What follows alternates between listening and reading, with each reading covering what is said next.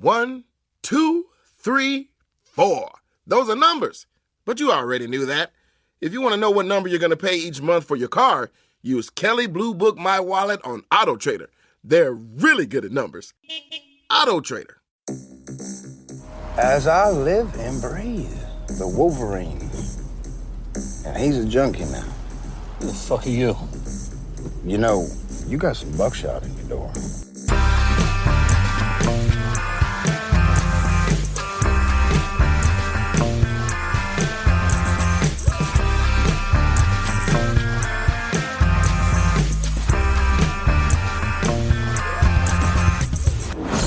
Hello and welcome to Unequal Sequel. My name is Dave and I'm one of the two hosts of this tantalising podcast. And I'm Rich and I'm the other host of this tantalising podcast. Think of me as Johnny Castle to Dave's baby. No one puts him in a corner, but I can lift him over my head.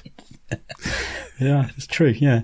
The premise of Unequal Sequel is very simple. We ask our guests their best ever sequel, worst ever sequel, and finally their dream sequel. And of course, we quite often drift off and talk about other movies and just general chats about life and interesting things our guests have done. And I do have to give out a warning that we do give out spoilers, because we love to give out spoilers, because most of the time the films we talk about are very old. Sometimes they're not. But if you don't want to hear about the sequel we're talking about, go take the bins out. I'm sure it's bin night. Go take them out. Come back in, it'll be fine. Because on today's episode, we are joined by Em from Verbal Diorama. Em is a brilliant podcaster, and if you've not listened to Verbal Diorama yet, you really must go and do that. But more than that, she's also a brilliant journalist and writes for Film Stories magazine. She even wrote a little article about us and our little podcast. So yeah, go and check that out. Film Stories. It's probably the nicest thing that anyone's ever said about us. Yeah, big time.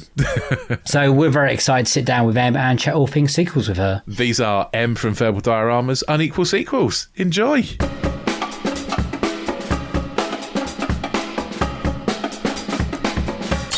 Do you remember the first sequel you got excited about? To be honest, it was probably X-Men 2. That's a good shout. Good film. Because I was such a huge fan of the original X-Men movie. And X-Men 2 was on my list. It was on my short list. It's a really good sequel. It is a really good sequel. Considering it's amazing. Very early in the kind of superhero Marvel-y kind of genre. There weren't a lot around before the comic book films, 2. Yeah. Yeah, and also, I mean, I still think as well, a lot of the old CG probably doesn't hold up that well, but that opening scene of Nightcrawler in the White House, it still absolutely slaps with the music. Yeah. And just that real kind of genuine sense of terror that A, mutants can be controlled like that, and B, that a mutant can be anywhere. And it kind of, really enhances that fear and the propaganda of that world that, mutants are bad and mutants should be feared and all of that. And it does it so brilliantly in one scene. And the movie itself is super fun, but I've never been so excited in my whole life than seeing the trailer for the first X-Men movie. And so when they said a second one was coming, it was like, oh my Jesus Christ, like, this is going to be amazing. And it didn't disappoint. Did you see it early on in the cinema? Was it first day viewing or did you? I actually didn't see it at the cinema, but I distinctly remember getting it on DVD and watching it on DVD. And any subsequent X-Men movie, I've always been really excited for any X-Men movie. And they've been like varying levels.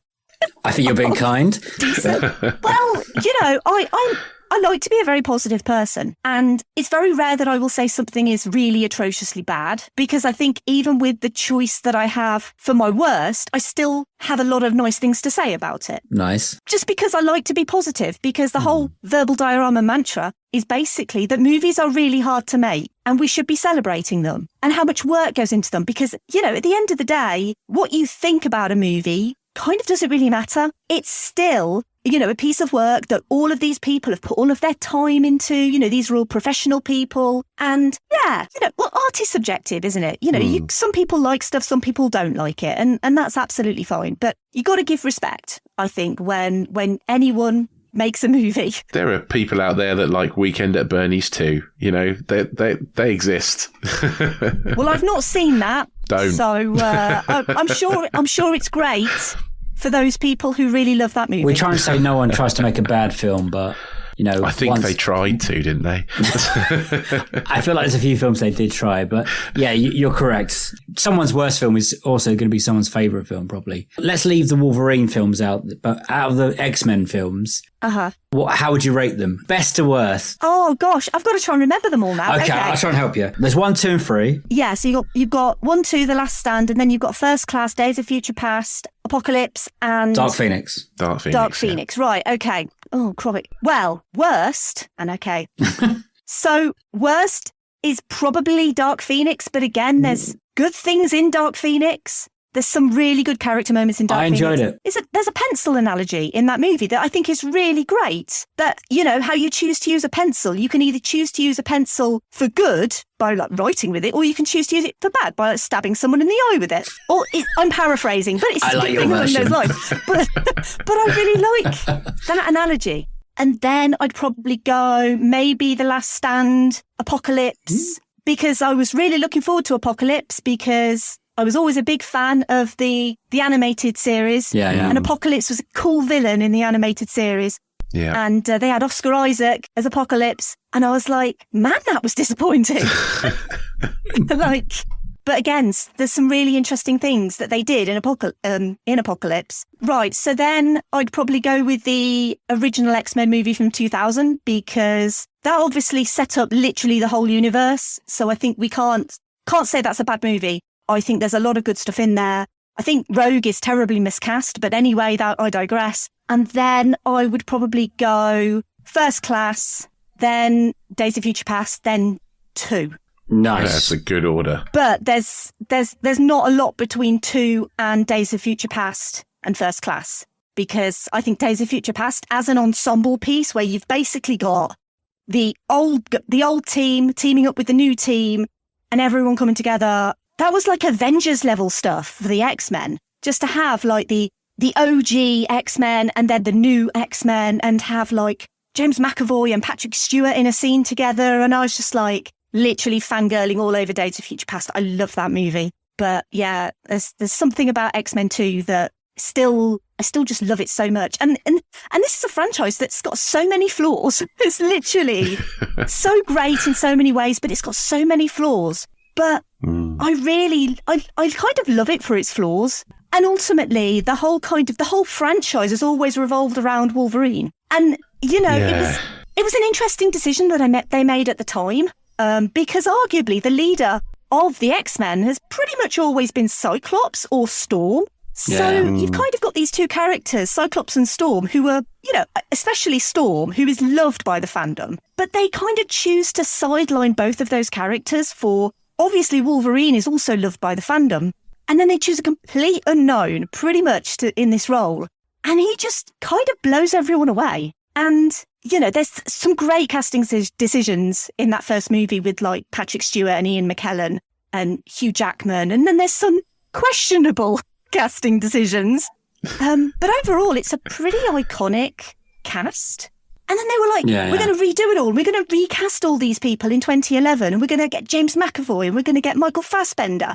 And it works. And it's like... It does. How did they do this again? In many ways, I think the new cast sometimes, on the odd occasion, is slightly better than the old cast. But you can't, that Patrick Stewart and Ian McKellen are godlike, as far as I'm concerned. You can't get better.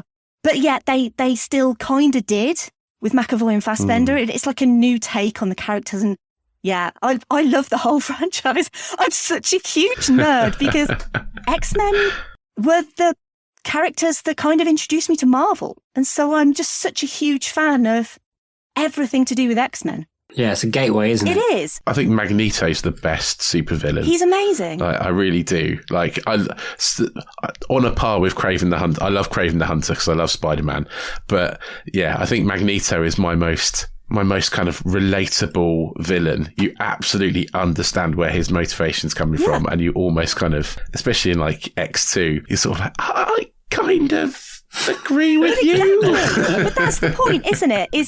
They always say that a villain is the hero of his own story or her own story, regardless. Oh, yeah. Nice. You've got to be able to empathise with the villain. And that's probably why so many, MCU villains we've had problems with. Someone like Malekith in Thor: The Dark World, he got a lot of slate because it was like, yeah, he wants to make the whole world dark again, but what? Like, what's his motivation? I don't understand him. I don't know what he really wants. And then, they bring in someone like Thanos and you're like, I actually kind of agree with that guy, and someone like Killmonger, you're like, yeah, that dude makes sense, but that's what makes a great villain. Magneto is exactly the same sort of person.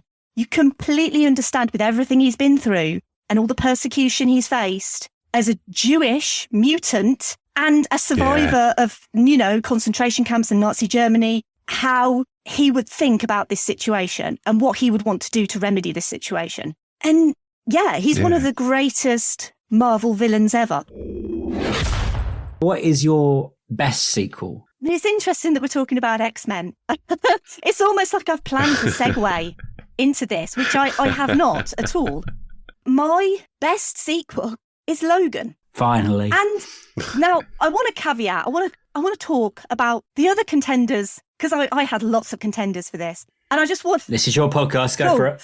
Well, I just wanted to go through some of the other contenders with you because you knew because I messaged you and I said, it's between two. It's between this one and Logan. And you said, well, the other one, quite a few people have chosen that, which I completely understand why. And that one was Aliens because to me, Aliens is one of the greatest sequels ever made because it basically enhances the world that it built on in Alien. It kind of enhances that world. And we learn more about that world, but it also kind of changes everything about that world. And obviously, it's just iconic in so many. I absolutely love that movie. I love the standard edition. I love the director's cut edition. I think it's genuinely one of the greatest things that James Cameron's ever done. And this is James Cameron. He's done a lot of good stuff. And then it was like, well, if loads of people have already done that, then that kind of made my decision a lot easier. And some of the other contenders were actually another James Cameron movie, Terminator 2. That was on my list. X-Men 2 was also on my list. So I had 2 X-Men movies on my list. Of course I did. Toy Story 2 was on my list. And Grease 2 was on my list. Now I just want to explain the whole Grease 2 thing because I love that movie so much. It brings me so much joy. And I was actually listening to the episode that you did with Dave and Kathy at the Cinemile. And I love the Cinemile because everyone loves the Cinemile, of course, because they're wonderful. And I listened to the episode and Kathy mentions Grease too. So I'm like, oh, this is amazing. Kathy loves Grease too. This is fantastic. And then it was only when I got to the end of the episode that I realised, well, actually, that was Kathy's worst. And I was like, and then at the end of the episode, you're like, I don't know how we'd cope if anyone chose Grease 2 as their best. So. Well, the thing was, she did choose it as her best originally, and then rewatched it and went, "Nope, no, it's my worst."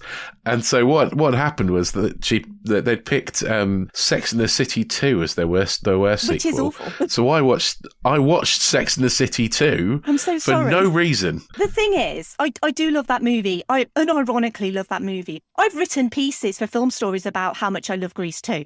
So then I thought, no, because I feel like I would lose all credibility with literally everyone. Absolutely not. No, I would. We would hear you out. But yeah, Grease 2, I think it's wonderful. But then it's like, look, if I'm going to come on an equals equal, I can't bring in Grease 2. I've got to leave the majesty of Grease 2 for another time and another podcast. So that all brings me back round to Logan, because as much as I love the X-Men universe and everything that the X-Men universe does, the character of Wolverine had so much promise that they were like, well, okay, we're going to give Wolverine his own solo movie. And so they gave us X-Men Origins Wolverine, and it wasn't great. Again, it had some really good things in it. That's being kind. That's the thing. I am incredibly kind about everything, pretty much. You are, yeah. It had some great things in it. And Hugh Jackman is always great. I mean, yeah, it gave us a mute version of Deadpool. But again, they fixed that eventually with Deadpool. So I can't give any hate to that. They gave us, Liev Schreiber as Sabretooth. And I'm like, okay. Well, yeah. It's okay. There's several things about that movie that weren't great. But anyway, we got that. And then they were like, no. We want to get James Mangold in. And we want to get James Mangold to do the Wolverine. And the Wolverine was like 2/3 of a fantastic Wolverine movie. And then 1/3 of a crappy CG battle at the end. Oh, yeah. But the parts of the Wolverine that worked really, really worked. The whole setting in Japan and, having Wolverine with like PTSD and all of that stuff. I was like, this is kind of what the character deserves. This is what the character needs. And it was only when it got to the end that I was like, oh, well, that's kind of let it down a little bit with like a, the CG metal monster thing. Shredder thing, yeah. It looks a bit like Shredder from that Teenage Mutant Ninja Turtles movie from 2014 or whatever. Okay, fine. But yeah, that was a really great movie in The Wolverine. And so then you come round to 2017 and they bring out Logan. And it's so different to everything else that's come before it. First of all, it seems to be mostly completely forgotten, sort of in the whole X-Men lore, because if anyone says, oh, I'm going to watch an X-Men movie, they might stick First Class on, they might stick X-Men 2 on, but I really feel like most of the time, I think most people, I'm speaking for myself here, or speaking for people that I know, but I feel like not many people actually remember Logan and how special Logan is, because Fox took a huge risk with this movie because it was so different, because it's set in the future and it's so dark and gritty and really gory. Bloody. It's basically taking this character of Wolverine and giving him this sort of R rating that he's never had before. We've never seen Wolverine chop off a guy's arm or head, and we get that in this movie. We very much do. Oh my God, it's incredible. It's great to see the promise of this character who's so lethal and so angry that he goes on full berserker mode. And in the other movies, it's like, it's a PG-13 version of Wolverine's berserker mode. But in this, you get full-on Wolverine going at it. And, he's an old guy. He's like, I can't be doing with this. I don't know if I can swear, but I was going to say the S word. You can. Okay, I can't be doing with this shit.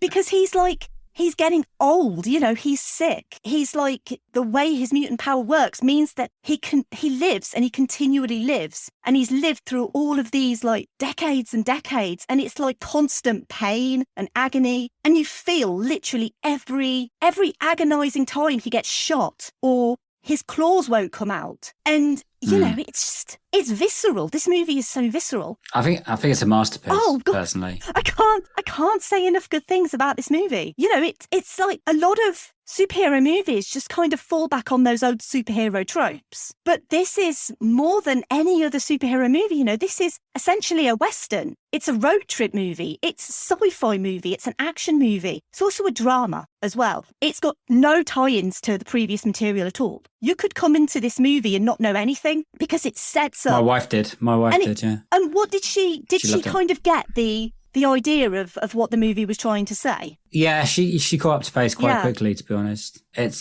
carry on. No, I'm genuinely curious because obviously I know the X-Men cinematic lore quite well, obviously, because I'm a nerd. The thing that I love so much about this movie is it doesn't need to go into any kind of flashback scenes or a monologue at the start about, it's 2029 and mutants no longer exist and no mutant's been born for 25 years. And it doesn't need to do that because it tells you that throughout the movie in these really subtle ways. This is not a superhero story. This is a human story. It's a story about humanity and about pain and love and loss and all of these things and sickness. It's also a superhero story that doesn't care about selling merch. There's no toy line for this movie, probably because it's R-rated. But it's like, we don't care about these hero images that you've been sold because this is kind of the future of superheroes. This is like a time when basically all of the heroes are dead and all you've got left are Logan and Charles and Caliban, basically. And the only reason that Logan is alive is because of his healing power, which is slowly dwindling away. And the only reason Charles is alive is, as we find out, he is the cause of quite a lot of the death and destruction that's happened. I don't think it really explains why Caliban is still alive, but... They used Caliban to track the mutants to kill them off, didn't they? They did. So I reckon they kept him alive just for saying thanks. Possibly. I don't know, because it never actually goes into the reason why all of the mutants are gone, whether it's we know why some of them are gone because of Charles, but it doesn't. Anyway, it doesn't matter. It doesn't matter. It's like a tiny, tiny little thing. But they obviously, I'm backtracking now. But I think one of the sort of primary things about why Logan is so good is because it humanizes these characters to the point where, yes, they have these powers. But like I say, with Logan specifically, his powers are waning. You know, he's been alive for how many hundreds of years at this point? And his powers are waning to the point where he can't survive continually being shot because the adamantium that they put in him is now poisoning him sufficiently so that eventually he's just going to die a very painful death. And then we've also got Charles Xavier of it all in having this really powerful mutant who we saw through all of these movies, teaching and guiding and being there for people and believing so much in humanity and that mutants were the future of everything. And to have him in a situation where he's suffering from Alzheimer's, which is a very human disease, but he's the most powerful mutant on the planet. And it kind of asks these questions that no other superhero movie dares to ask. In that, yeah, it's great that we've got all these heroes and they've got all of these powers, but what happens if they become sick? And what happens if they can't control these powers anymore because of something like Alzheimer's, which is, you know, degenerative disorder of the brain? And what happens to a mutant like Charles, who could, if he wanted to, we've seen it in previous movies, with the help of Cerebro, can find all of the mutants and kill all of the mutants, or find all of the humans and kill all of the humans. And I think it's literally a superhero film that does nothing like anything else, doesn't gloss over any of this. It is completely devastating with this story. And I've not even talked about Laura, because Laura's literally the most hopeful character in the whole movie. And yet she's experienced so much trauma, you know, literally being born and bred to be a killer. And then once they realise that these kids don't want to kill, they decide to kill these kids. And then you got the whole X-24 thing. And I mean, it's awesome. It's absolutely awesome to have like young Hugh Jackman fighting old Hugh Jackman. It's brilliant. But Jesus Christ, that is a lethal machine, like with no soul. This is a movie that asks so many questions and it doesn't give you all the answers, which is, again, something that I really like about it. But because it came at a time where Disney was kind of in the process of purchasing Fox and all of that, I feel like a character like Laura would have been so great to have Daphne Keane grow into that role, become the new Wolverine. That would have just been, and I still have hope. I still have hope that Disney have Daphne Keane on their books and they're like, we want to do a Wolverine sanction movie. An X-23, are they? That's you know, doesn't fit their brand. I've got my fingers crossed. I got my fingers crossed. But we are going to get the X-Men eventually. So I don't know, but I really hope there's so much promise in her character and what her character stands for. And literally, these are just kids who just want to be free. And the whole relationships between Laura and Logan and Charles is one of the most wonderful things. Laura and Charles especially, it's one of my favourite things because he's like, this is the girl that I've been talking to and it's just wonderful. And then I love all the relationships in this movie are so well done because you genuinely believe each and every one. And I've ranted for so long about Logan. That's brilliant. That's what we want. There's so much pain and humanity and realism and heartbreak in this movie. That's the thing. The realism, isn't it? And yet it's a superhero movie, you know? Yeah. You don't expect it. But it's a superhero movie where innocent people die. So the point of this movie, where you know this is not your bog standard superhero movie, is when the innocent family who help Logan and Charles and Laura just take them in and feed them, they die. And that's when you know it's not a standard superhero movie. And then the second time is when you find out that the dad's not dead, and he doesn't just heroically save Logan. He then turns the gun on Logan because it's all his fault that his family are dead. You know, that's why this movie is better than your average superhero movie. You know, It's got that extra layer, and it's that.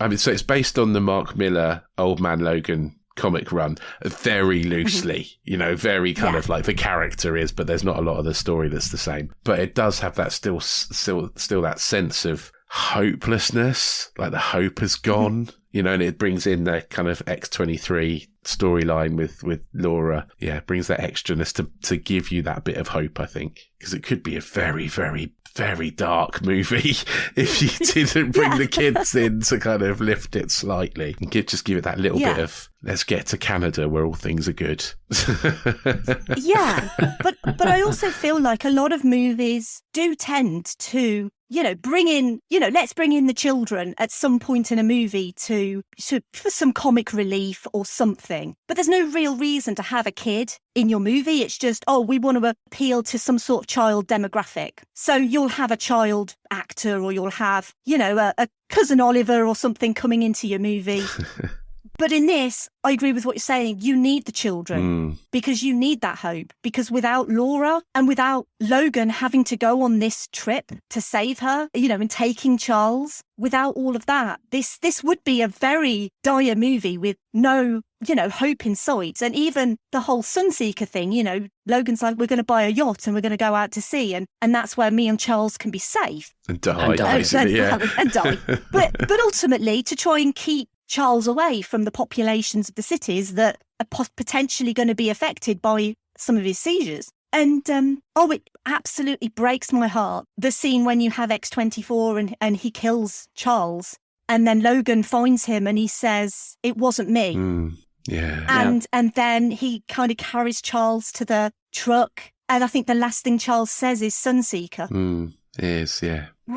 Honestly, breaks my heart. This movie makes me sob. It makes me sad when he's just before that moment, he says, this is the best day, his best day he's had forever. And he's so happy, and he turns around and just ching. Yeah, it's absolutely heartbreaking, because if you have kind of been with these characters since the year 2000, and you've obviously been with Hugh Jackman and Patrick Stewart over the course of their tenure as these characters, and to start in 2000 with these characters and to get to, 2017 essentially, or 2027 in the universe, and to see the relationship between these characters and how it's evolved and grown and how different it is, with Logan being the caretaker and all of that. It's just absolutely heartbreaking to see characters that you've grown to love so much end up in this way. Yeah. How did you feel about the ending of the film, the Logan death? I mean, I understand why, because I feel like Hugh Jackman was at a point where he was like, I love this character, but I've been playing this character for 17 years and I'm done. Yeah. And I get that. Yeah. But I feel like, it broke my heart, when Laura calls him daddy and he's basically impaled on this tree stump. And one of the things that always got me was there's a scene in The Wolverine and Yukio says to Logan, she says, I've got it written down because I wanted to remember it. She says, all I can see is one part of a person's life, their death, and I saw yours. I see you on your back. There's blood everywhere. You're holding your own heart in your hand. And it prophesizes what's going to happen in Logan, because it's not his actual heart. No. It's Laura, because he's holding Laura in his hand. He's on his back on this tree stump, and that is his death. That's and nice. It's prophesized in The Wolverine. That's very nice. That's some good work. Before you saw this film, what were your feelings going into it? Did you think it was going to be this good? Were you worried because the first one's not great and the second one's, like you said, is good for 3/4 and then it dips? Did you have high hopes or were you concerned? I had reasonably high hopes because, like I say, I was reasonably happy with what James Mangold did with The Wolverine, but I feel like there was maybe a little bit of studio interference that said, oh no, we need this CG battle at the end. So yeah. Whereas I feel like with Logan, it feels like if the studio did interfere with this, it was very minimal. And I think they just let the team make perfect swan song for Hugh Jackman and Patrick Stewart, because I feel like they knew where they wanted to go with these characters and they knew it had to be good. And then with the whole, I've never read Old Man Logan. I know a little about the story of Old Man Logan, but the idea of Old Man Logan to have this older version of the character and to kind of tell a story about the future of the character, I quite anticipated this movie, but I didn't think it would be as good as it is. Yeah. I was genuinely quite blown away. Yeah. by how good it was. Yeah, exactly the same. And by how emotional it made me, because I never thought I'd leave an X-Men movie with like tears streaming down my face. But yeah, this is a movie that I rewatch quite frequently, I would say. Probably more so than some of the other X-Men movies. Just because it's that good. It's a bit more grown up, isn't it? It's a bit more. It sounds a bit like I'm not being disparaging about other movies. You wouldn't show it to the kids, would you? God, no. Of course you wouldn't show it to kids. But I think it's the themes are a bit more grown up too. A bit more, get you in the feels than maybe the other ones. Yeah. I think it's kind of like. But it's really good as well, because I remember a time when this wasn't on Disney Plus, even with like Disney's acquisition of Fox. But I noticed most recently they've added it to Disney Plus. Yeah. Because that's where I watched it. Yeah. Which is great, because there was a point where Disney Plus wasn't going to have any movie like this. So I really like the fact that Disney are actually acknowledging that this exists. Yeah. Do you think this is going to be one of a kind, though? Do you think Marvel are ever going to be brave enough to make this kind of movie? I mean, we got Deadpool, and we'll see what would they do with that. Yeah. But this was just a different level, like the adult themes, like you said. Will Marvel ever stretch to that again, like bank on... That's what people want to see. Is it good for them? Yeah, Disney, that's so a really interesting question. I think that's a really difficult question, because Marvel Studios and by extension Disney are literally all about family friendly. You know, they'll excuse the odd F-bomb here and there, but you won't tend to get anything more than that. I agree with you. I think we're going to need to see what they do with Deadpool 3, because they've confirmed that will be R-rated at least. Yeah. And Ryan Reynolds is very hands-on with that. Yeah. So I can see that it being very in tune with the first and second Deadpool movie. But honestly, I don't know, because I feel like a movie like this goes against the whole Marvel Studios ethos. We did obviously have some deep and interesting and somber themes with Infinity War and Endgame. What more Infinity War, really, I guess. Yeah. Because that was essentially Thanos' movie. That was basically the bad guy winning. And there was a point in time where, if you thought of the MCU, you would never have thought that they would do a movie like Infinity War. And yet it works in the environment that their interconnected MCU does. I think we're going to have to see what they do with the X-Men. So what they do with Deadpool and what they do with the X-Men, how they bring the X-Men into this universe, whether they recast all of the X-Men, whether they bring in some of the Fox X-Men. You just don't know. You know, they've kind of hinted at it in WandaVision. And I know that kind of didn't go anywhere, but there has been a little hint about X-Men. But I think, I don't know. I think this was such a risk and it paid off. But I feel like the MCU as an entity, something to this kind of tone doesn't work really within the MCU. It'd be like having a movie like this and then having Charles, like, you know, make a little quip or something like in the style of Tony Stark, and it just wouldn't work in a movie like Logan. I mean, Logan is funny in places. It's actually got some genuinely good humor. It's a lot of like visual humor, like when you've got Laura, like she's riding on that little mechanical pony and it stops working. And so she basically tries to break it. And then Logan comes along and puts like another quarter in and says, "This is your last go." Yeah. And it's like tiny little bits of comedy like that. But yeah, I don't think the MCU's version of humour would work in Logan's universe, but I don't know. How do you recast Hugh Jackman's Wolverine?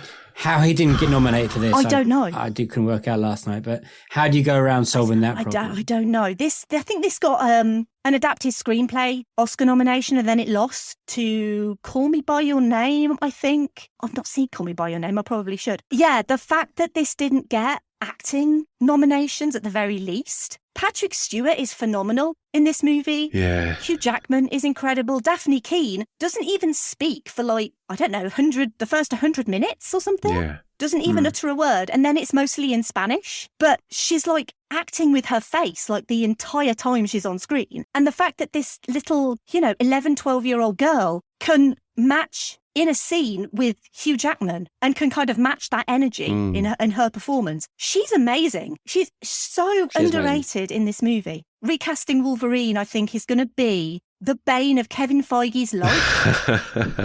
I feel like he's already having nightmares about that. Maybe don't recast Wolverine. Maybe have your Laura Kinney X-23 as your Wolverine. I mean, that would be the ideal for me. You know, she doesn't have to be too violent. Maybe not this Laura Kinney. Maybe this Laura Kinney's too violent, Dave. But X-23 from the comics, you know, that kind of, you know, that character who essentially does become the next Wolverine, wears the same costume, you know, that you could do that. It's, you know. Well, I look forward to seeing it, wherever it is. And they have to do it. Yeah, that's the thing. They have to recast this actor, or this character, sorry. But yeah, I would be very interested. I feel like it's going to cause a fan backlash no matter who they cast. Oh, yeah. Because everyone's going to be like, well, what about Hugh Jackman? And Hugh Jackman's sitting there, smoking a cigar with his... I'm 60 years old. I'm not going to be Wolverine. Go away. He's 60 now. Is he 60? No, he's not. I thought he was like 50s, but...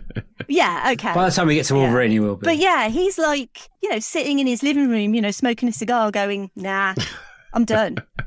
What is the most disappointed you've been in a sequel? So not worst, not your worst sequel. What has been the most disappointing sequel? So you went in with really high hopes. For example, you love The Mummy, right? Yeah. Did you go in high hopes for The Mummy 2? This is where you tell me you like The Mummy 2. Well, so okay, tell me to go away if I'm wrong. No. I'm trying to give you an example. Yeah, no, I get that. Here's the thing.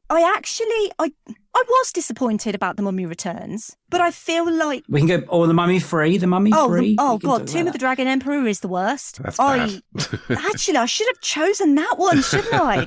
Oh my God, I made a terrible mistake. No, I feel like The Mummy Returns, I really can't hate on it too much. It's not as good as the original. I don't care what anyone says. The original is perfect. No, it's not. The Mummy Returns... But The Mummy Returns had a lot of problems. I actually did an episode towards the end of last year, I think it was September time, about The Mummy Returns, just because I wanted to kind of find out the kind of history of how they made The Mummy Returns. And obviously it was literally, Stephen Sommers got a call, I think it was maybe the day after The Mummy premiered, and they basically said, look, we want a sequel. So, they didn't actually have a great deal of time to write and set up this sequel, and they had so many problems with the visual effects as well. And obviously the visual effects of The Mummy Returns tend to be, shall we say, not treated very kindly on the internet, especially one Scorpion King. Yeah. And there's been loads of videos on YouTube about how to make the Scorpion King better and all of that stuff. And I'm like, okay,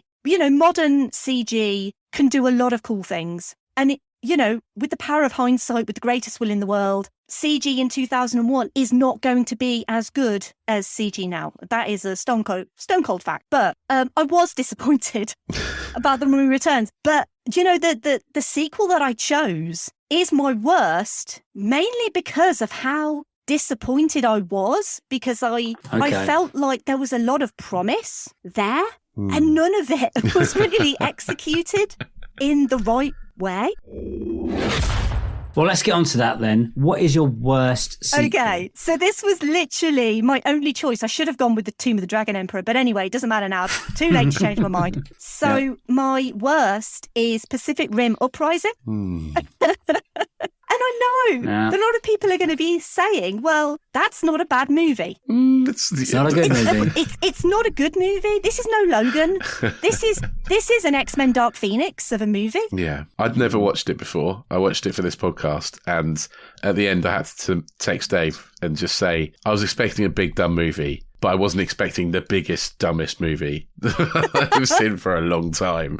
Yeah. I think that's the thing, is that I love Pacific Rim so much, and I probably do enjoy it more than most because I feel like it's a movie that knows what it is. Yeah. So it's because first of all, I'm a huge fan of Guillermo del Toro. I've seen all of his movies. I love all of his movies in differing levels. There's differing levels of love for del Toro, but mostly I love his world building and I love the ideas that he brings in his movies. Even some of his older stuff like Kronos, you can really see the tinges of inspiration that he gives to his newer movies. And there seems to be reoccurring themes in his movies. And when I found out that del Toro was going to be doing essentially a kaiju movie, Yeah. I was like, okay, I'm really down for this. I'm really down for Pacific Rim. But I really love that with Pacific Rim, the first movie, Del Toro clearly has a love for the movies that inspired Pacific Rim. Yes. You know, the Japanese monster movies like Godzilla and all of that. There's so much love and attention to detail and so much depth that comes with a movie directed by Del Toro.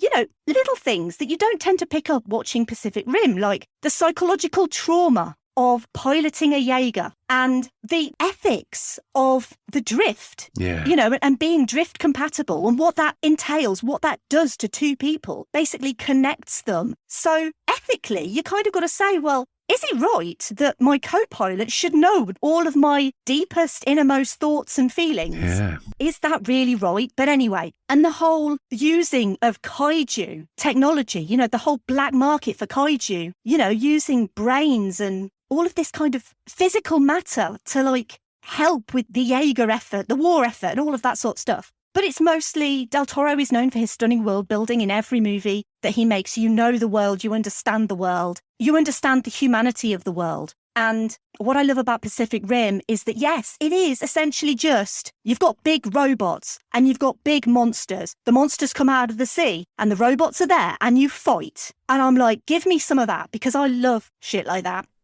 Yeah. I love it. I absolutely love it. But it's a simple kind of setup, but it's not a dumb movie. There's a lot of smart stuff in Pacific Rim. Yeah. And so when I heard about Pacific Rim Uprising, I was like, well, this is great because Pacific Rim did huge in China. China saved Pacific Rim from being a huge box office dud. So, of course, the Chinese are like, we want another Pacific Rim movie. Yeah. And so Legendary were like, okay, we'll make another one. And I get that. But then Pacific Rim Uprising came along. And Oh, okay. I can see you trying to be nice. Yeah, I am trying to be nice. You don't have to be too nice. It's okay. Okay. There's like no love for this world. No. There's no love for No. the Jaegers. There's no love for the kaiju. Kaiju don't even turn up until like the third act. Nope. What's the point of having Pacific Rim if you've not got any kaiju in the movie? Yeah. Anyway, Praise. This is what I was saying to myself this morning. so Kept checking the watch. I was like, they're going to come up soon. So the thing is with this movie, right? The plot itself, the story, isn't completely nonsensical. Like it makes sense in its individual parts. In the fact that so we had this war with the kaiju, and then we defeated the kaiju. Yay! Idris Elba died. Boo! But ultimately, he's this amazing war hero now, post his death, and we've had no more kaiju attacks because they stopped the clock in Pacific Rim. It's awesome. Everything about Pacific Rim is awesome. So they stopped the clock, and they don't have any, I think it's set, I want to say 10 years. 10 years. Yeah, 10 years later. So there's been no kaiju attacks. The world has been peaceful and free of kaiju. They still have Jaegers, which, okay, of police, fine, okay. You've built, all of your Jaegers were destroyed, but then you're building new ones as police officers. Okay, whatever. And then you have these people who are like getting Jaeger scraps and building stuff, and there's a black market. Okay, fine, I can accept that. Because we saw that in the MCU, going back to the MCU, like post the Battle of New York, people were getting scraps from basically everything that happened and creating their own tech. Okay, cool. The problem that I have, there's a lot of problems actually that I have. Okay, so I want to start with John Boyega. Okay, Now, yep. I love John Boyega. He's awesome. John Boyega in a movie is awesome, and he's good in this movie. One of the... He's the best thing in it, I would say. He tries so hard. Because there are issues with Pacific Rim. It's not a perfect movie. One of the issues in Pacific Rim for me is Charlie Hunnam. He's crap in that movie. He's literally the blandest of the bland. He's like, he's got no emotion to how he talks. He's like, Marco, we just need to drift together, Marco. So at least, okay, John Boyega is great. Yeah. Love him. I'm a little bit like, okay, so the character of Jake Pentecost is this never before heard of son of Stacker Pentecost. But he wasn't mentioned in the first movie because we hadn't thought of him back then. But now he has a son and he's John Boyega. And who doesn't want their dad to be Idris Elba? I get that, right? Yeah. So John Boyega is fine. but the character just seems really tonally off. And I don't know. He shouts a lot. I don't know if it's like the comedy moments, because Pacific Rim had comedy moments, but the comedy is so forced in Uprising. It's like every time he's on screen with Kaylee Spaney, who plays, I think Amara, she's yeah. Yes, that one. Well, I was going to say the 12-year-old girl, because she looks 12. I don't think she's supposed to be 12. I think she's supposed to be like 17 or something. Anyway, when they're on screen together, they're like, bit of banter, yeah, banter, funny, banter. But it doesn't work because they don't really know each other. And then it's like, oh my God, we're drift compatible again. I'm like, yeah, but what? At least in the first movie, you understood why he and Makomori were drift compatible. Yeah. But Raleigh, sorry, I was thinking of his name, Raleigh and Makomori were drift compatible. Anyway, so I haven't even got to my worst part. I'm saving my worst part for last because I've got a lot of criticism about this movie. I've just hit my microphone. I'm so upset. So the other idea with this movie takes is an idea from the first movie when Newton Geisler basically drifts with a kaiju brain. Yeah. So there's this whole thing about the secondary kaiju brain. That's Charlie Day, isn't it? Doing his very best Charlie Day. Bobcat Goldthwait impression. It is exactly Bobcat Goldthwait. And then you have this idea in this movie that he's actually the villain, which kind of makes sense because of this whole, oh, well, I drifted with I can't do an impression of his voice. Oh, I drifted with a kaiju brain. But he's got this psychic connection to the kaiju. But first of all, okay, I know I don't understand the science because A, this isn't real, this is like fiction, and B, like I'm not a scientist. So when he has the headset on and he has a little moment in his bedroom with the kaiju brain. That's where, yeah. Oh, yeah. I'm like, okay, so the first time I saw this movie, I completely forgot about it. This movie is completely unmemorable. That's the other problem this movie has. And then I rewatched this movie for this, and I was like, I did not remember a single thing about this movie because it's that bad. So he has the moment in his bedroom, and I was like, is this like some sort of sexual thing? Because he's like, I swear he's a little bit like, oh, hey, baby, let's get down to it. He calls the brain Alice and refers to it as his girlfriend. So I'm going to say yes. Well, okay, that's fine. Look, I'm not shaming anyone who has a kaiju brain in their bedroom. If they want a relationship with a kaiju brain, love what you love, basically, is what I say. But I don't understand how the kaiju are continuing to control him, because they basically say it's the precursors and they are controlling him and controlling his actions.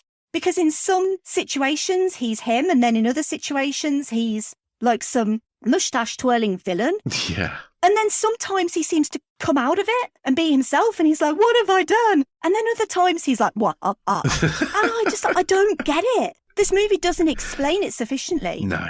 So when it's revealed that he's the big bad after all, and it's not the Chinese lady who's the lead head of this company, because she's obviously set up to be the villain. Turns out she's not the villain, it's him. But I'm like, but you've not actually explained this to me for me to actually understand this. Yeah. But like, I get it in context because he's obviously been in a relationship with this kaiju for 10 years or something. So it's had a lot of time to plan. Yeah. I don't know. Yeah. It's an odd one. I don't. So, okay. The idea. I've got so much to say. I like Please the fact feel that that's free not to even your step in at worst any bit time. yet. No, I've not even gone to the worst bit. Fucking hell. So, okay, the next bad thing, it ignores the end credit sequence of Pacific Rim when Hannibal Chow comes out of the baby kaiju and is like, where's my shoe? Oh, where's Hannibal Chow? I get Ron Perlman's not going to be in this movie because Guillermo del Toro was like, I don't want to direct this shit. I just want to produce it instead. I get that. But Riley Beckett's only mentioned once. It's like, what's actually happened to him? You've not even explained what's happened to the hero of the last movie. Like, he's just casually mentioned. So that's another thing that annoys me. The look of this movie is so consistently wrong with the movie that came before it. Pacific Rim was a beautiful looking movie. Yeah. Yes, it was smashy robots, smashing the face of a kaiju with a big boat. But I love it. It had this gorgeous neon colour scheme. It looked so beautiful. And then what they tried to do in Uprising was they tried to bring the Jaeger into the light. Literally, everything's in the daytime. But I tell you what it does, and this is going to sound dreadful. It's going to sound like the worst thing I'm ever going to say about this movie, but believe me, there's worse to come. This movie feels like a Transformers movie because of it. Do you not think? Yes. It feels like a Transformers movie. And it's the worst thing because these Jaegers... A bad Transformers really a bad Michael Bay Transformers Transformers movie, not 1986 Transformers the movie. No, because I've done an episode on 1986's Transformers movie. You did, yeah. And I have serious love for that movie. This is a Michael Bay Transformers movie with Stephen S. Knight as a director. Yeah. It's just, it looks bad. It makes the Jaegers look bad. It's like takes... Hasn't got scale, has it? Hasn't got scale. Like Power Rangers. That's what it makes it. It's what it There made were me some think scenes- of, like Power Rangers, Yes, it did. basically. There was the scene, where they all team up and you've got like the ninja one. Yeah. Because it kind of takes away the idea that, in the first movie where you had to kind of step into the Jaeger, you had to be kind of essentially strapped in. It takes all that away because there's no physicality in this movie. Everything is like CG. So all of these practical sets and things that Del Toro is known for, it's all gone. And everything is like CG and touchscreens. So instead of actually pressing physical buttons in the Jaegers, they're now like pressing touchscreens. And it doesn't work. It just makes everything look fake in a way that I know it's fake anyway because it's CG. But No, I get the it. scale is gone. It feels like, at least with Pacific Rim, the way the Jaegers moved, they kind of moved in such a way that kind of accounted for their huge size. Yeah. Whereas in this, it's like a fluid movement. It's like, it makes them so much smaller, which feels like a Michael Bay Transformers movie. Yeah, absolutely. And I just, okay. I couldn't get over the fact that the Jaegers destroy more of a city than the kaiju do.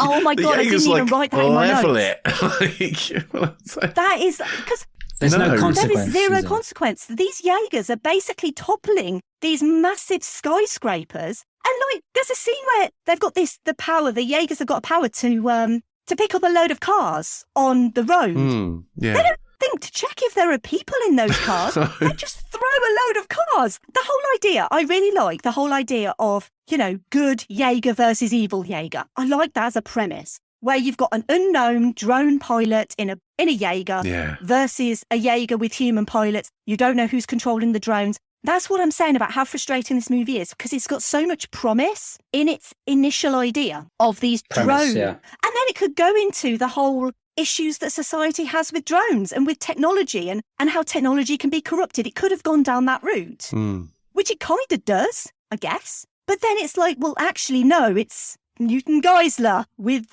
the drones and it's the precursors all along, whatever.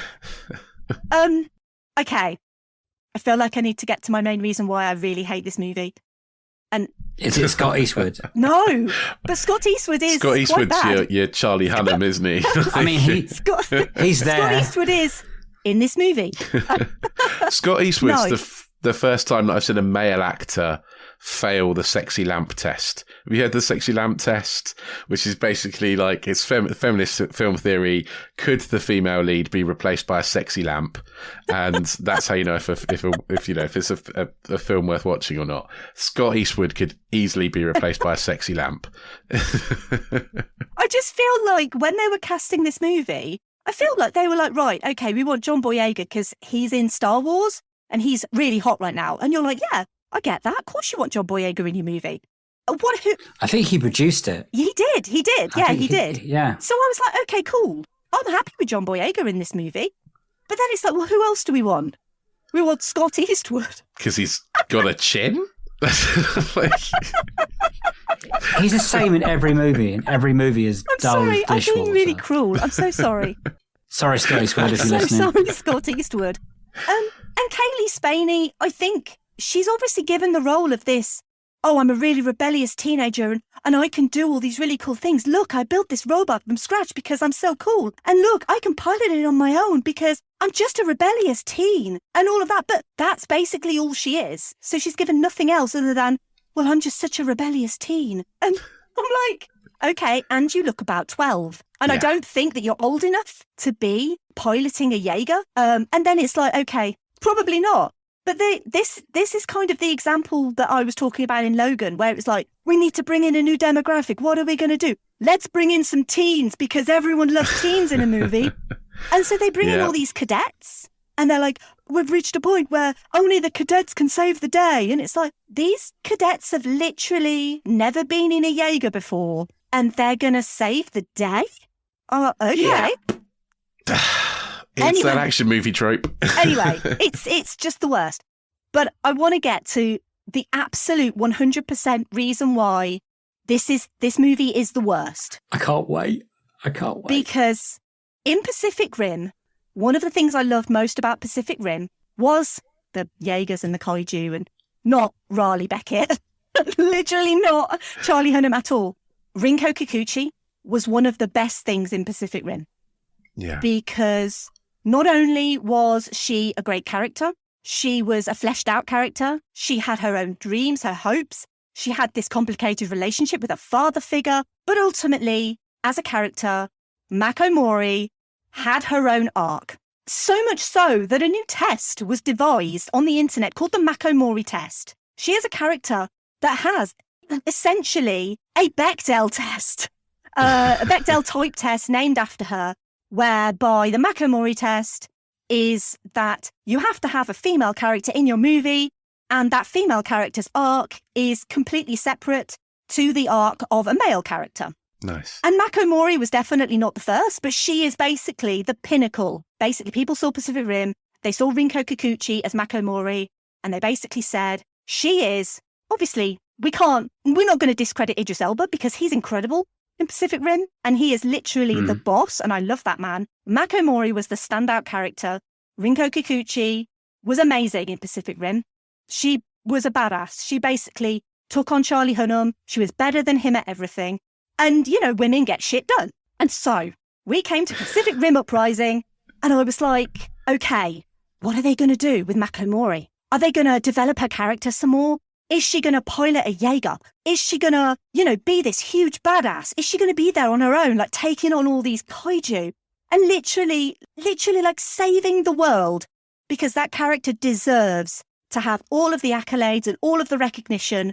And I watched Pacific Rim Uprising and they killed Mako Mori in, the first act. Yeah. And not only did they kill her, they unceremoniously killed her in a helicopter. She could have had a badass battle. She could have been fighting and she could have died like Idris Elba's character had died in Pacific Rim, doing something heroic, saving the day.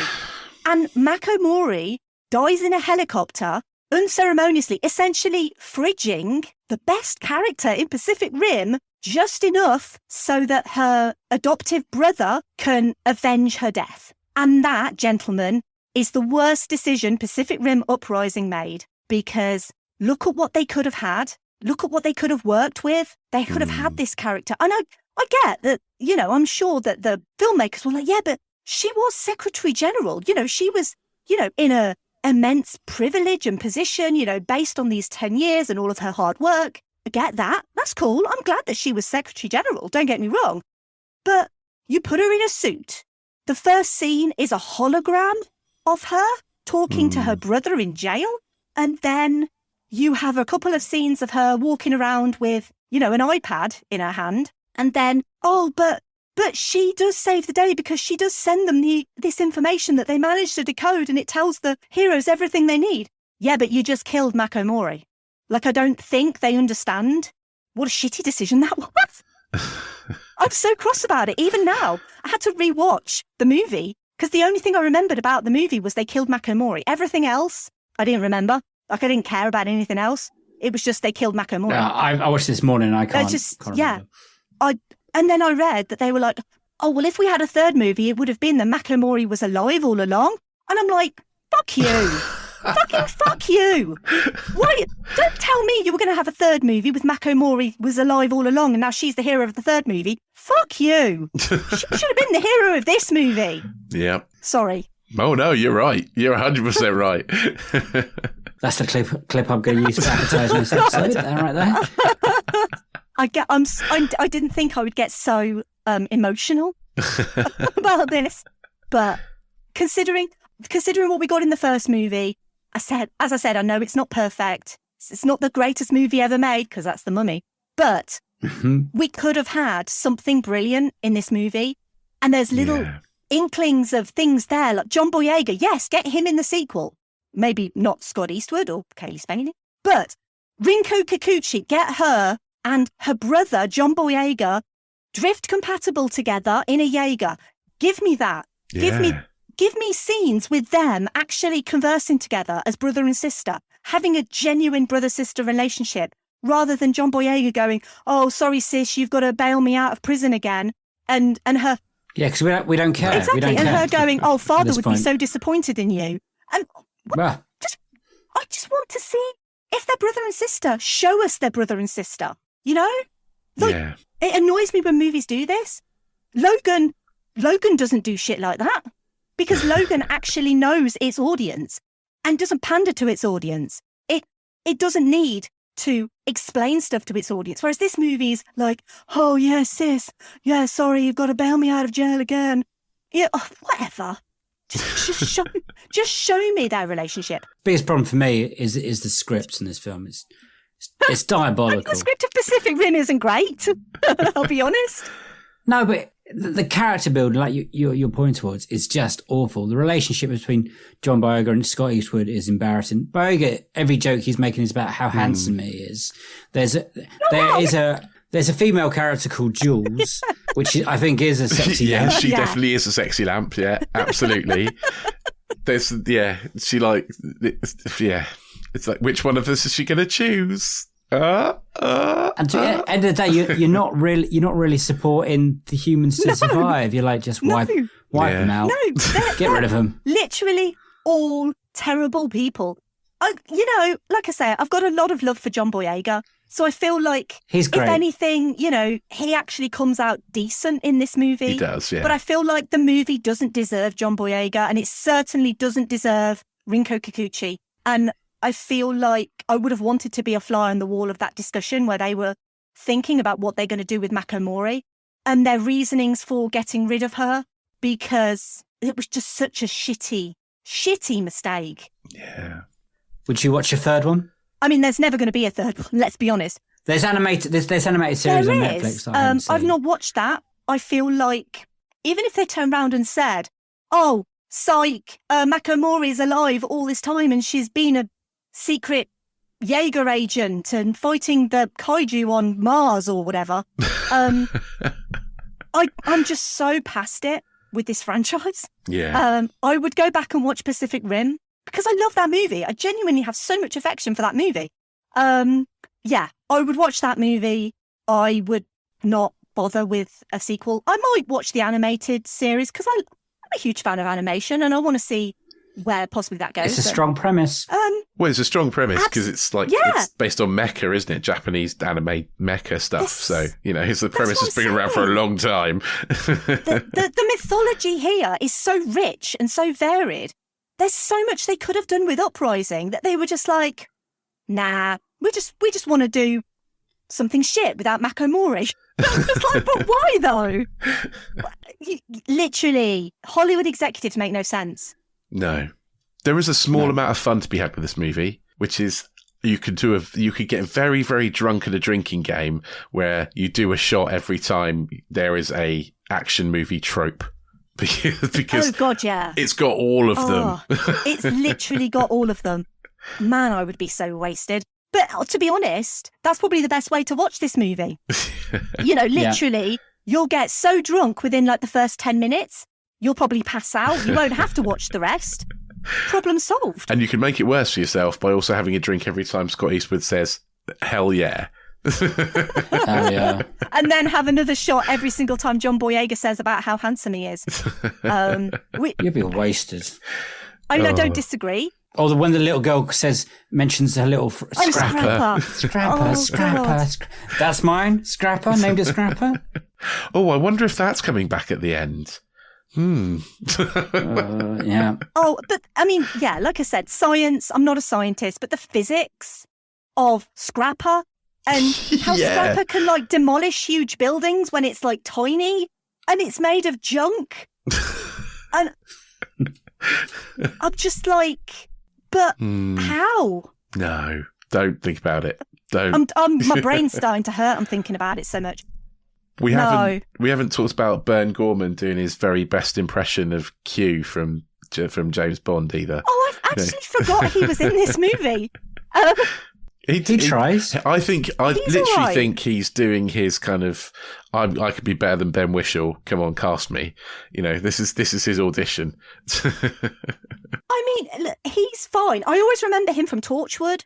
And, he's fine in the first movie. He's just like the eccentric weirdo character. And he's probably plays it a little bit more straight in this one because obviously Newton Geisler's the weird character. You can't really have two weird characters. If I had to pick one of those two that I thought was fucking a kaiju brain, I'm sorry, that's got to be the clip that you use.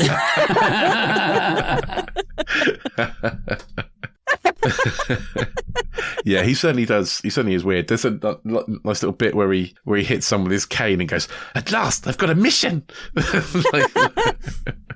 Yeah, he's all right. Like I say, I feel terrible because I feel like I've been way overly negative about this movie than I actually planned to be. Exactly the right amount of negative.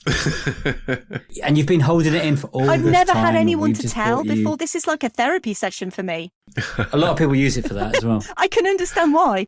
Have you watched the sequel? Wasn't it going to be as good as you expected? So you were going in with low expectations. It was better. Oh, okay. And I think we can talk about Grease 2. Do you know what? I never thought that Grease 2 was going to be bad because that's the stuff that I grew up with. That's my Grease. Yeah. So, yeah, I have, like I say, an unsurpassable love for Grease 2 and I feel like I know that a lot of people think of it as like a cult classic now. And I do feel like a lot of people are coming out of the woodwork and saying how good it is. Because I certainly, when I was a kid, it was like sacrilege to say that Grease 2 was the superior Grease. But I can say now, Grease 2 is the superior Grease. And that is a stone cold fact. Right. But I've actually got the idea popped into my head. How? What? Sorry. What?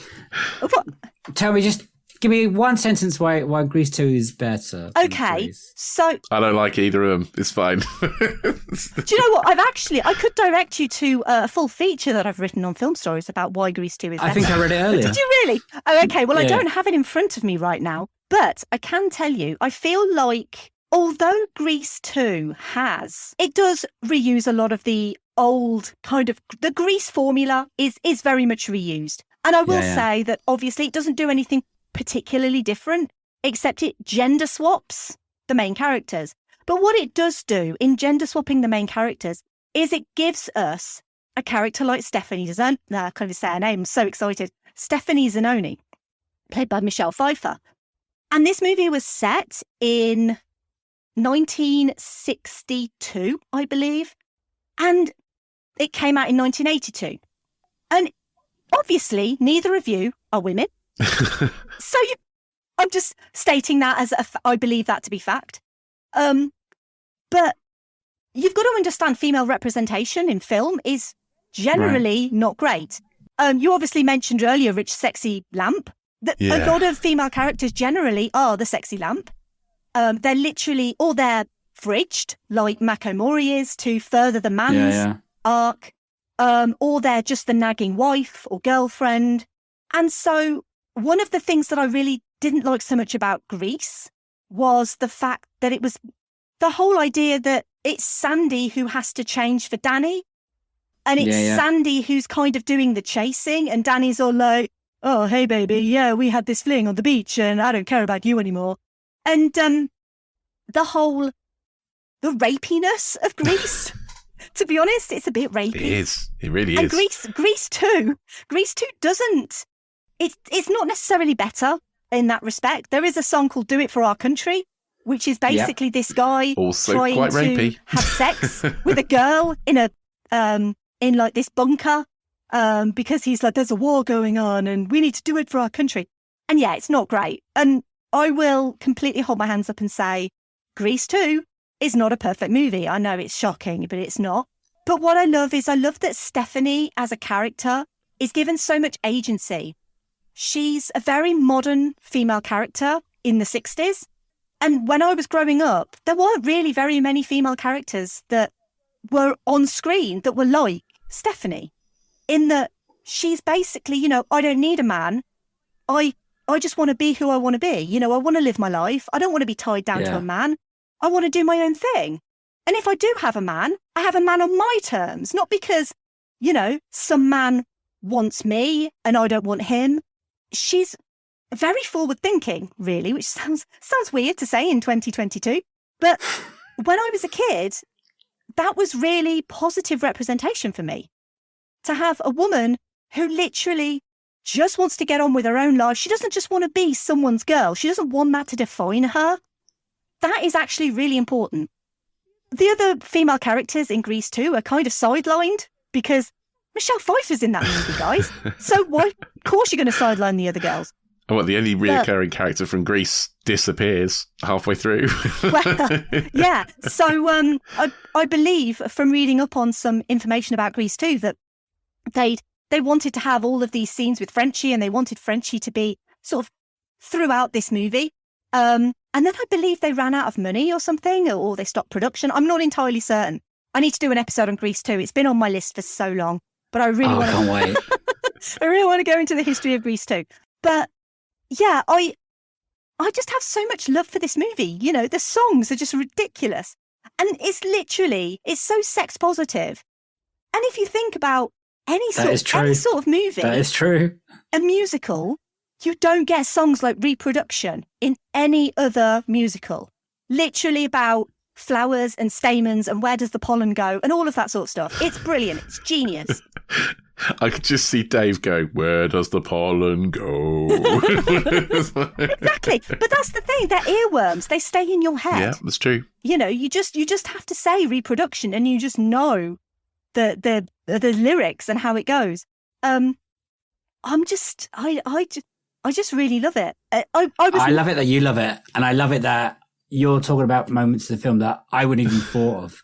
To me, it doesn't work, but the way you're arguing, I'm like, oh, that does sound right, doesn't it? That is absolutely true. Grease 2 is better than Grease. Mind control. It works. It works. I might have to watch it again now. Did you say you had another pick for this answer? Were you thinking that? Yeah. So when you said about a sequel that was better than I thought basically better than it could have possibly been. The one that always pops to my mind is Jumanji, Welcome to the Jungle. Yeah. Oh, yeah, that's a great pick. Because you think of Jumanji, that was a movie that we all grew up with as kids. Yeah. Robin Williams is iconic. Literally everything in that movie, it doesn't look brilliant to today's standards, but it's still a lot of fun to watch. And then they say we're making a sequel and it's going to be set in a video game. And you're like, and it's got The Rock in it. And you're like, oh my God, this is going to be duff.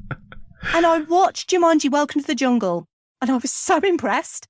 I thought it was funny. I thought it was heartwarming. I loved all of the characters. Jack Black was hilarious. Brilliant. So The good. Rock was really funny. Karen Gillan was great. And yeah, I was just like, I really enjoyed it. I didn't enjoy the sequel to it as much, but Welcome to the Jungle, I thought was actually really surprisingly good for what it... Because again, that could have been a Pacific Rim Uprising of a movie. Yeah. Absolutely, yeah. Let's be honest. But it took the same principles of Jumanji and made it a bit more modern, but still kind of kept that kind of humour and serious peril at times as well. Because that was the thing about Jumanji, was sometimes there were situations where you thought these characters aren't going to get out of this. Like, this is proper fear-inducing stuff. Yeah, it was scary. And it was quite a scary movie for kids. Robin Williams got sucked into the game for 30 years. Exactly.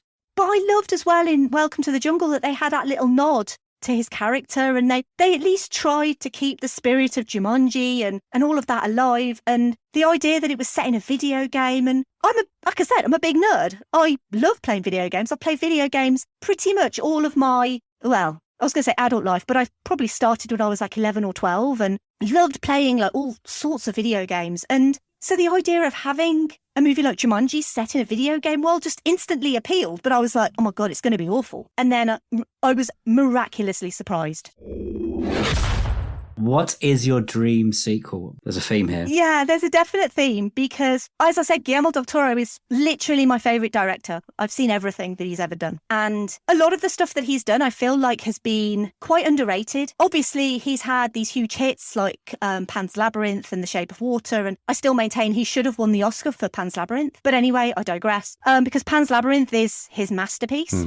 But I feel like a sequel to Pan's Labyrinth just would not work because Pan's Labyrinth is very much a single entity. And Del Toro, as a filmmaker, he's made several sequels. One of the best sequels he ever made was Blade 2, which he obviously he didn't do the first Blade movie. That was Stephen Norrington. But Blade 2 is one of his underrated gems. I think that movie is incredible. So Del Toro has previous with doing sequels, but the favourite things that Del Toro has ever done, and really the thing that really introduced me, apart from Pan's Labyrinth, I guess in a way, was his Hellboy movies. This is a definite theme because this is another comic book movie. So we've done a comic book movie, and then we've done a sequel to a Del Toro movie, and now we're doing a Del Toro sequel comic book movie.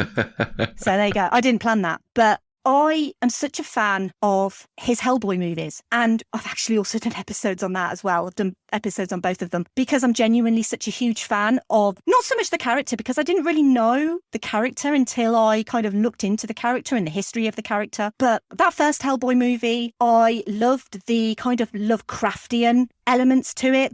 It's basically just a huge Lovecraftian monster movie with all of these like Nazi elements to it. And it was a very kind of dark movie. So the way it was shot in like these muted blues and greys. And it wasn't a movie that I saw at the cinema. I actually caught it on DVD. But I loved that Hellboy movie immediately because it's very much my sort of thing. Because, as I said, I'm a huge nerd and I love stuff like that. And again, it's like Del Toro's world building. And he wasn't really given a great deal of creative control on that movie. And I think it shows a little bit the constraints that he had with that movie. But he had like the perfect cast in that movie because we had the legendary Ron Perlman as Hellboy.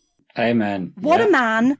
We've already mentioned him in Pacific Rim, and they didn't use him in Pacific Rim Uprising because they were morons. But Ron Perlman is the absolute dude, and he is Hellboy to me. He's the only person who could be Hellboy. I feel very sorry for David Harbour because there was no way that his movie could ever compete, even though that is a movie that does have some very interesting scenes and some very interesting things in it, but otherwise a bit of a mess.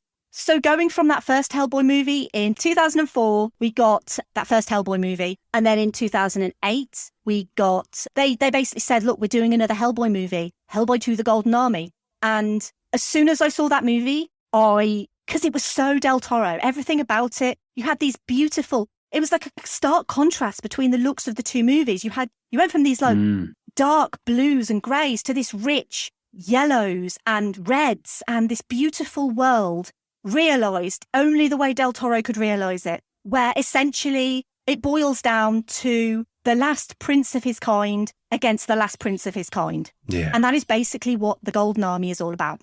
And I have such an affection for those two movies. And then obviously when we got to the end of The Golden Army and how wonderful that movie is and how beautiful it looked and how emotional that movie was as well in so many ways, I felt like there was always a point where they were like, we're going to make a Hellboy 3. And I was like, yes, this is what I want. Give me the Hellboy 3 that I want. And so many other fans across the world were basically saying the same thing. Look, we want this Hellboy 3. When's it going to happen? And that was basically the only thing on the internet for a period of time is when is Hellboy 3 going to happen? And it was always, we're going to do it, but Guillermo del Toro is going to do this instead. And then he's going to go to this. Oh no, Ron Perlman's busy with this. Because it was, as with most movies, especially with sequels, it's a case of, right, you need to get your director, you need to get all your stars aligned, literally stars aligned. See what I did there?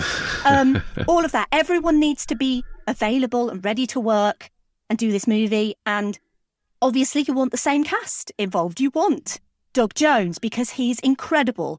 There is no one else who could be Abe Sapien other than Doug Jones. You need Selma Blair because you need Liz Sherman in a Hellboy 3 because she's the mother of Hellboy's twins. And then you get the twins involved. And what are the twins going to be? And there were so many possibilities for what they were going to do. And was Hellboy going to bring about the apocalypse? Or was it going to be one of his twins bringing about the apocalypse? And all of this really cool stuff. Basically, what I'm saying is, I don't know if I've told you, my dream sequel is Hellboy 3. But it has to be, I feel like I've got a roundabout way of telling you what it is, but it has to be directed by Guillermo del Toro and it has to star Ron Perlman. Because there is no other universe where Hellboy 3 would be acceptable, directed by anyone else and starring anyone else as Hellboy. Because you have to have those two elements. They've always said they want to do it up to a point, and it's always been scheduling conflicts, whatever. No, the story's not right. All of this sort of stuff. Oh no, we've run out of money. We can't do it now. Because the Hellboy movies, they weren't huge movies. Like, they didn't make a huge amount of money at the box office, but the fans were really passionate about the movies. I've always said, if it took literally for me to sell a kidney to make Hellboy 3, I would probably do that because I love that world so much. And I feel like we've reached a point now where it probably will never happen.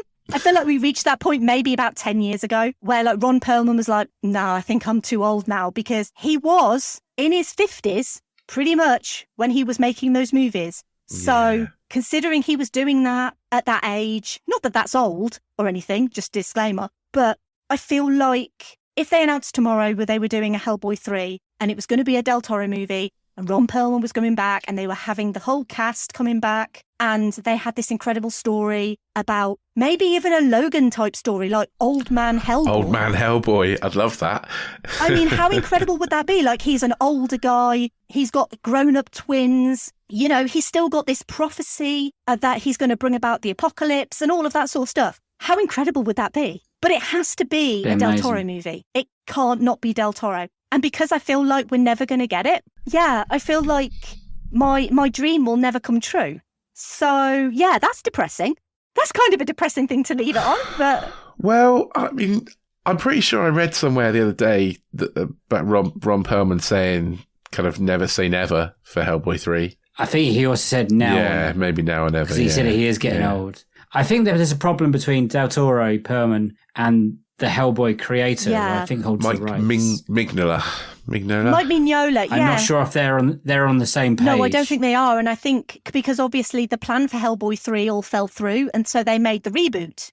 And Mike Mignola was very involved in that reboot because that was... I think there's always been a bit of a disparity between his version of Hellboy, and he's not been too happy about Del Toro's version of Hellboy because he doesn't feel like Del Toro has been particularly faithful. And, at the end of the day, Del Toro was as faithful as he could possibly be with the first movie, I think. And then the second movie is pure Del Toro. And I feel like maybe he got a little bit of a backlash from the creator about that movie. But to be honest, I feel like you don't hire Del Toro unless you want these rich thematic visuals and this world building and all of this stuff. Some place like the Troll Market in the hands of any other director would literally just be flat and boring.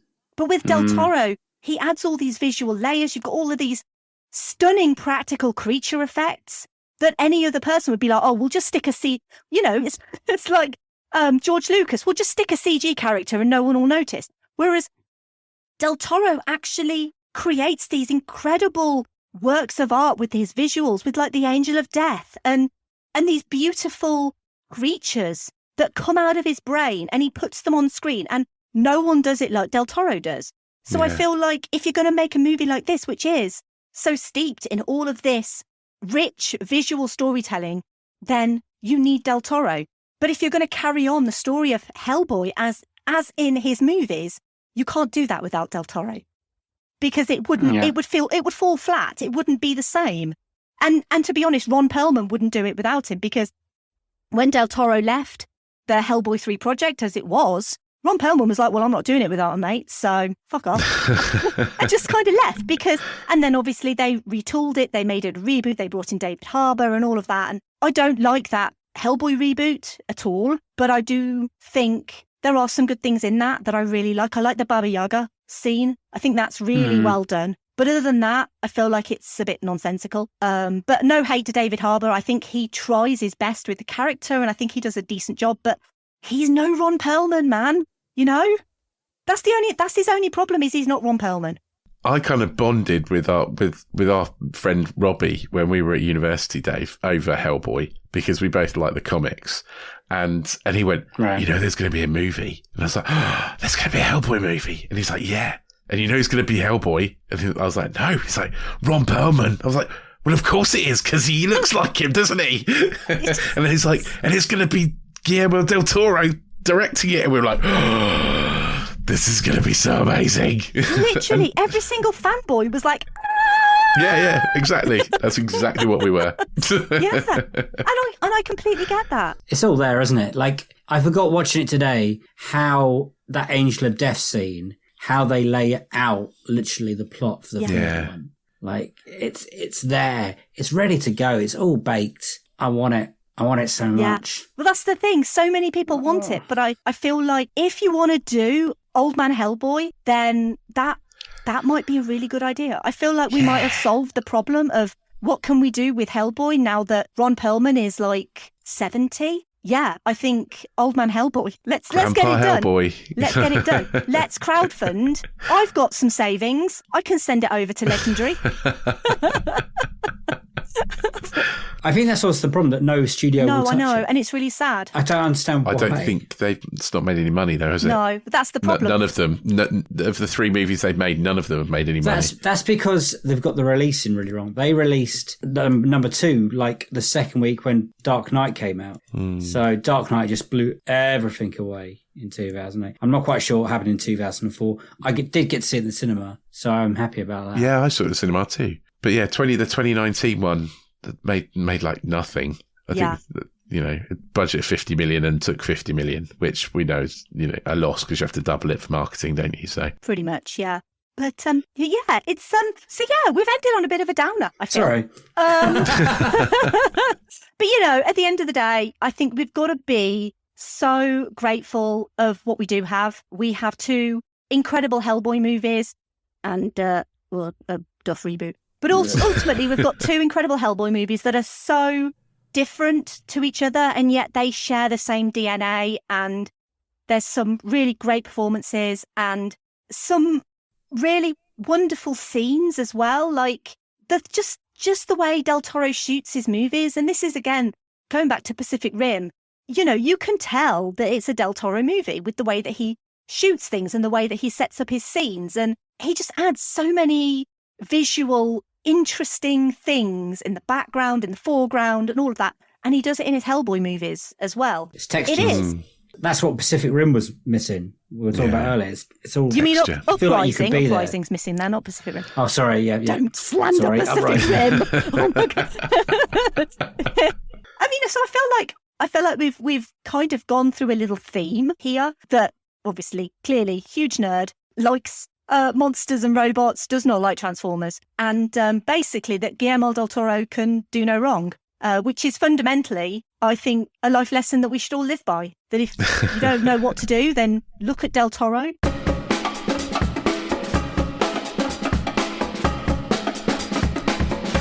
So those were M from Verbal Diorama's Unequal Sequels. I really enjoyed that, Dave. I love talking to Em. She's so passionate about movies and so knowledgeable. Yeah, it was a cracking episode. Yeah, it was just a lovely chat, and it could be our longest episode ever, because we did talk for a long time, didn't we? It was a long one. So out there will be an unedited version of this. One day, you never know, if we do Patreon, yeah, we'll put it on Patreon. If anyone's looking for a 3-hour long episode, then yeah, you can do that. Yeah. What do you think about her picks? Finally, someone picks Logan. Yeah, picks Logan. Logan's a great pick. Not one that instantly comes to mind, but actually it's a brilliant choice. Really brilliant choice. And yeah, I really enjoyed it. And I also completely agree with her on Pacific Rim Uprising. That is an absolute pile of old poop. You could just set that one alight, never see it again, and it made no difference to the world. Nah. It's just not needed. It was never needed in the first place, I don't think. And especially when Del Toro stepped away, it's just like, okay, let that one just be like a great individual film that people can enjoy and not worry about it. We didn't need it. It has a lot of problems going for it. Most of it being set in the bloody daytime. I don't get it. I don't get some of the creative choices in that movie at all. They're bizarre, but there we go. Felt very Power Rangers. Anyway, didn't it? And yeah, brilliant dream sequel choice as well. Been waiting for that one, to be honest, because I also want a Hellboy 3. I would do anything for a Hellboy 3. Yeah. It's sad every day that we've never got it. It annoys me. It makes me angry. It doesn't keep me up at night. Maybe it does. I did sleep badly last night. Yeah. But yeah, and I loved her choices for that. And Hellboy 3 should be made. And if Del Toro is listening, because again, we know all the movie people listen. All the big Hollywood guys, they're all listening to this. You know, come on. Because that's where they get their sequel ideas from nowadays. Yeah, absolutely. Yeah, they're all tuning in to go, hang on a second, that dream sequel idea, let's make that. So if he's listening, Del Toro, get it done. Quickly, before Ron Perlman's too old. Yes. So if you like what you've heard, this is the first episode you've tuned into, please make sure you hit that subscribe button, and we will drop into your inboxes every single week. There we also have some extra episodes on Friday, so if you want to listen to more of me and Dave, or you can contact us on Twitter and tell us you love us. We are at Unequal Sequel on Twitter. We also have an Instagram at Unequal Sequel there too, or you can send us an email, unequalsequel@hotmail.com. Again, thank you for listening to this episode. Please carry on listening. Please, like Rich said, tell everybody. I've got nothing else to say, so it's going to be an au revoir from me and a bye-bye from him. Bye-bye! See you next time. Bye.